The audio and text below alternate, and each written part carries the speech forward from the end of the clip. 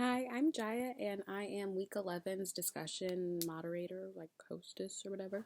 The deep dive I'm going to be doing is on our Aesthetics for Birds article, Can We Separate the Art from the Artist? And our overall topic and theme of this week seems to be ethics in the aesthetics. Um, so I was super interested in the Aesthetic for Birds article because this has been a very prevalent issue in media recently where people have been getting called out for their problematic behavior.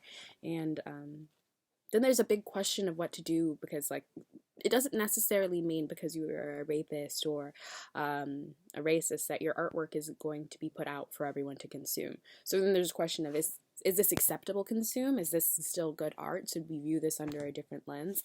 And that's what the article kind of begins to discuss. Okay, so the first question, actually presented and posed by the article, is in its namesake. Can we separate the art from the artist?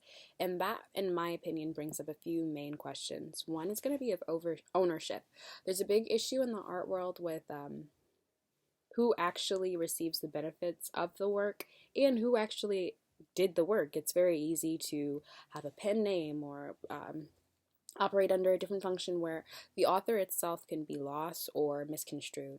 So separating the art from the artist can be very tricky because is there even a point? If the person who created the work isn't receiving any of the accolades or awards or recognition for the work, does it matter if we separate the artwork from the artist? Does it matter if we listen to a song by somebody who is accused of domestic violence when they aren't getting any of the proceeds from that?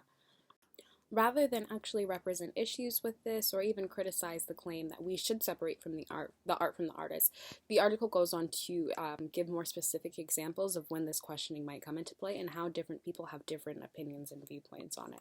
And then the article goes into have specific people from their organization give their personal opinions on this. Okay, so I'm just going to go over just a few of the opinions and what I feel in regard to those opinions as well. So Eva Dadalas is one of the first people who gives her opinion. This is her quote. She has two questions pertaining to the question she was presented with.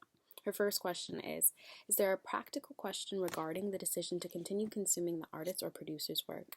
This is a question about inclinations to boycott the work of people of whom one disapproves. In many of the preceding cases of performer misconduct, programs have been canceled by networks in a kind of preemptive strike, prior to any organized protests.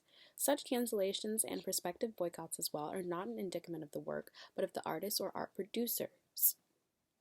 Programs were canceled not because artistry had suddenly or radically diminished, but because the popularity of the artist had waned for reasons unrelated to artistry. So the first question is, do we even care about these? Because the person didn't lose any of their value. They're no longer the person you brought on for their talents. They just are a bad person now, and you're aware of that. The second one is, should our judgments regarding the work or the performance itself be affected by such disclosures? Is a film any less good because it's produced by a rapist? And so this is where she says, okay, so does this matter? If you didn't know it was produced by a rapist, does that make the film less good? Did this actually impact your viewership of the work, or did your perceptions of the person who created the work change? Dadless also raises the point that if you don't have any preconceived notions or opinions on these things, so if you think that rape is okay and you know that this person is a rapist, your perception on this work hasn't changed at all. In fact, if you are if you're a really deviant person, you might even like this person more because of these egregious actions. So that's a very interesting perspective to bring into play because your moral beliefs also play a role in this specifically. David Hetty also has a very different opinion.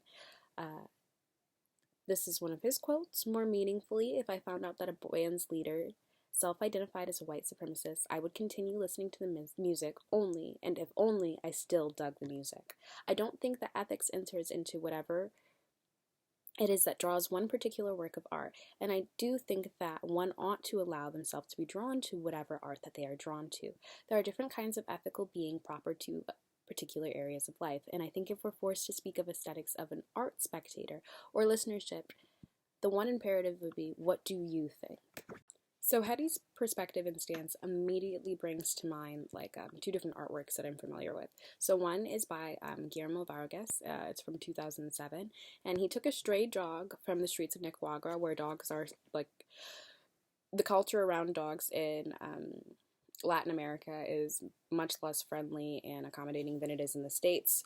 There's a lot more dogs there, and there are a lot more strays, so people aren't necessarily as polite and loving and kind to dogs as they are there. So he took a stray dog from the streets of Nicaragua and tied it up on a short leash in an art gallery, entitled it "You Are What You Read."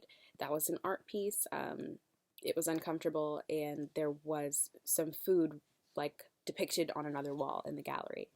This is not an ethical exhibit to me. This, even if you have some aesthetic like inclination to that, even if you see that and you're like, I like that, I'm into it, it's not an acceptable piece. And your aesthetic opinions and beliefs and values should be condemned and criticized. I think that this perspective and this stance, where we only like what we like, and if you like it, it's okay, allows for a lot of deviance and a lot of things that aren't acceptable and that people shouldn't like to be allowed. I think it's a safe way out, in the way to protect abusers. The other artwork, I believe, is mentioned in one of the articles that we're reading this week. It refers to like liquefying goldfish. There was a display done in Copenhagen where there were a litany of blenders with live goldfish in them that participants could press the buttons on and blend up the goldfish if they wanted. At least one visitor did this, and 2 of the goldfish died during this. There were lots of opinions regarding this art exhibit and its ethicalness, how ethical it was.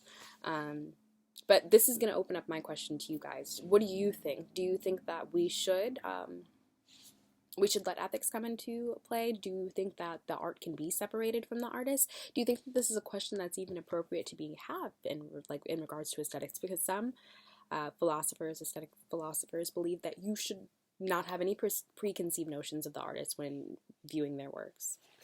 So what are your opinions regarding ethics in art, whether they have any place there?